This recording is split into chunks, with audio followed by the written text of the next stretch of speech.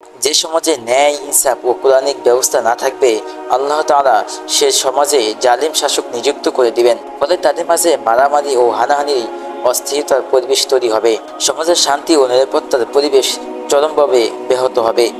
হাদিস শরীফে এসেছে, আল্লাহ রাসূল সাল্লাল্লাহু আলাইহি ওয়াসাল্লাম বলেন, ওয়ালা হাকামা কওমুন বিগাইরিল হাক্কি ইল্লা ফাশা ফীহিমুদ দামু ওয়ালা খাতারা কওমুন বিল আহদি ইল্লা সাল্লাতা আলাইহিমুল আদুওয়া। যে জাতি ন্যায় বিচার করে না, তাদের মাঝে রক্তপাত বেশি হবে।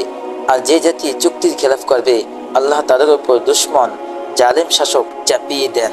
অন্য হাদিসে এসেছে, আল্লাহ রাসূল সাল্লাল্লাহু আলাইহি ওয়াসাল্লাম বলেন, যখন কোনো জাতি আল্লাহ ও তার রাসূলের অঙ্গীকার ভঙ্গ করে, তখন আল্লাহ তাদের উপর তাদের বিজাতি ও দুশমনকে ক্ষমতাসীন করেন এবং সে তাদের সহায় সম্পদ সবকিছু কেড়ে নেন। যখন তোমাদের শাসকবর্গ আল্লাহর কিতাব মোতাবেক ফাইসলা করে না এবং আল্লাহর নাজিলকৃত বিধানকে গ্রহণ করে না, তখন আল্লাহ তাআলা তাদের পরস্পরের মাঝে যুদ্ধ বাঁধিয়ে দেন।